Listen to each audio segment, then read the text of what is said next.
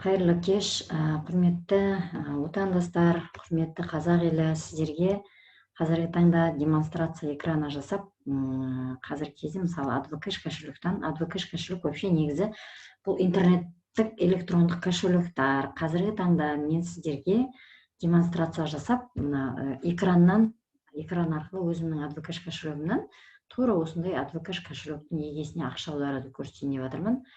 Ол үшін мынандай өзіңіздің кабинетке кіріп аласыз. Мынау кабинетім менің. Бұл жерден жаңағы кабинет болғанда электронный кошелек қой, Kiwi кошелек деген сияқты, Каспий приложение деген сияқты. Бұлар халықаралық интернеттегі кошелектер. Бірінші кезде бұл AdvoCash кошелекпен жаңадан тіркеліп, пока жұмыс жасаған кезде, алғашқы AdvoCash туралы білгенімде, шыны керек ақшаны бұған салуға қорқатынмын. Бұл жерге салсам ақшам жоғалып кетсе деген қорқыныш болды да, менде, өзімде лично. И адамдарда да сондай қорқыныш бар шығар деп ойлаймын, себебі біз бұның бәрін біле бермейміз ғой. Қазір мен сіздерге AdvoCash'тың қандай мүмкіндіктері бар екенін көрсеткім келіп отыр. Осындай сіздерде долларовый счет, евровый қандай счет керек, өздеріңіз қосып ала бересіздер, добавить кошелекпен. Мына жерде теңге де бар, рубль де бар, фунт стерлинг де бар, барлығы бар. Ал кошелектің номері деген міне U93898401, бұл менің долларовый кошелегімнің нөмірі. Мынау евро 9675, мен алдында Е деп қойған 7951 деген сияқты. Мынау теңге, менің теңгелік жаңағы кошелегім деп айтуға болады. Бұл жерде обмен валюты дегені бар. Обмен валютыда, например, сіз өзіңіз сізде долларда тұр ақша, сіз оны евроға или болмаса фунт стерлинге, рубль, теңгеге ауыстыра аласыз. Осылай обмен валюта арқылы. Жаңағы мына жерге сумма отправления жазып, мына жерде жаңағы кошелегіңіздің номерін жазып деген сияқты.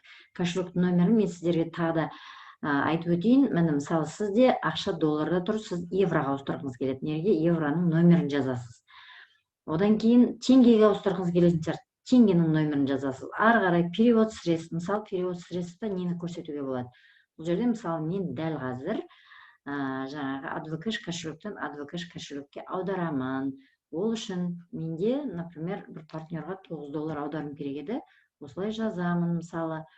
Ол партнер маған WhatsApp-пен жіберіп отыр, өзінің номерін міне жіберіп отыр. Мен қазір кіріп, сол WhatsApp-тан бұл кісінің номерін алып аламын да, сосын мен бұл кісіге жіберемін қазір. Міне, номері бұлау тұр. Үстінен басамын. Копировать деймін. AdvoCash'ке барамын да, мына жерге вставить деп қоямын. Алдына U деген қалып бара жатыр екен, оны жазып қоямыз қазір. Осылай жаңағынан басқан кезде, оның жаңағы электронный почтасы, осы AdvoCash кошелектегі электронный почтасы шыға келеді. Соны басып көріп аласыз. Одан кейін мына жерге жаңағы $9 екен көрініп тұрады. Ары қарай продолжить дегенді басамыз. Жалғастыру деген, продолжить деген өздеріңіз білесіздер. Енді жазып қойған подтверждение платежа, пожалуйста, подтвердите перевод дейді. Бұл окошканы жаппаймыз, сөйтеміз де келесі окошка. Мысалы, маған электронный почтаға келіп отырды. Мен қазір электронный почтама кіремін өзімнің. Ол үшін менің электронный почтам бұл жерде Mail.ru деген почта. Мен Mail.ru-ға кірем қазір. Mail.ru деген. Mail.ru деген почтаға кіремін. Сөйтіп отырып, ары қарай жалғастырамыз қазір.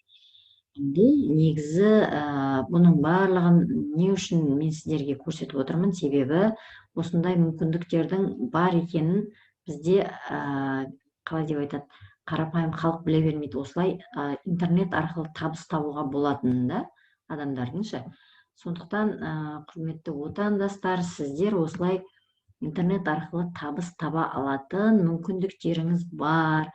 Осы именно жаңағы AdvoCash кошелектен, мысалы, сіз өзіңіздің реферальный ссылка дейді ғой,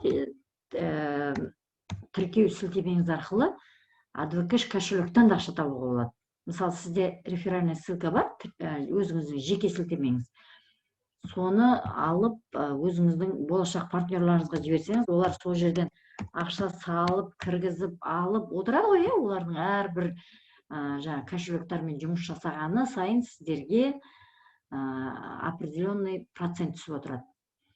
Оның бәрін мен қазір сіздерге көрсетемін былай. Негізі ақша табам деген интернет нарықта мүмкіндік өте көп. Сондықтан жаңағы наоборот интернеттегі табыстан қорықпай, қашпай, мүмкіндік болса өздеріңізді, мысалы сіз бір жерде жұмыс жасап жатырсыз, интернеттен табыс тапқыңыз келеді, осындай алдыңызға барған ақпаратты дұрыс көр, енді сізге алла тағалам сол мүмкіндікті жіберіп отыр ғой, соны ашып, қарап деген сияқты, соны тыңдап деген сияқты міндетті түрде өздеріңізді дамытудан жалықпаңыздар. Сіздер өздеріңіз осы адвокашпен жұмыс жасауды жаңағы бір кісінің артынан қалмай, маған осыны үйретіңізші, үйретіңіз деп жүріп үйренгенмін. Қазіргі таңда, мысалы біреуге барып айтсам, ол да маған тегін үйретпейді ғой. Барлығы осыдан ақша табады. Ал мен сіздерге бұл мүмкіндікті ұсынып отырмын, көрсетіп отырмын. Міне өздеріңіз көргендеріңіздей, мен $30 аударып жібердім партнерға.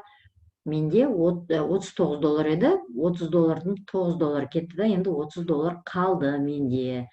Сондықтан, құрметті отандастар, сіздер өздеріңіздің осындай мүмкіндіктеріңізді, бұл мен сіздерге айтып отырғаным тек қана бір мүмкіндік. Электронный кошелектің бізге беретін әрбір адамға ұсынып отырған мүмкіндігі. Міне реферальный программа деген туралы жаңа айтып өттім ғой сіздерге қысқаша. Осыны басасыздар да, мысалы, мынау менің өзімнің жеке сілтемем. Осының үстінен басып, мысалы, мен болашақтағы партнерларыма жіберсем болады, мысалшы. Жерде мен өзімнің отбасыма арналған чатым бар, соған жіберіп қоямын. Осы реферальный ссылкамен тіркеген адамдардың барлығы менің жаңағы структурама келіп түседі. Менің жаңа статистикадан көрейінші қалай болып жатыр екен. Міне менде осынша адамдар тіркелген деп айтуға болады. Осынша адамдар тіркелген. Ертең бұйырса осы адамдардан осы жаңағы адвокаш кошелекті, жаңағы адвокаш кошелек арқылы жұмыс жасаған адамдар бар ғой. Адвокаш кошелек арқылы жұмыс жасағандардың әрбір жаңағы движениесінен маған бұйырса ақша түсіп отырады болашақта. Осылай өзіңізге партнер жинап, тоже олай табыс табуға болады. Осындай керемет мүмкіндіктер бар, құрметті отандастар.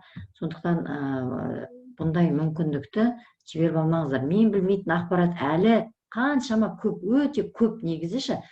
Мен енді өздеріңізбен бар білгенімше осы ақпаратыммен бөлісіп отырамын.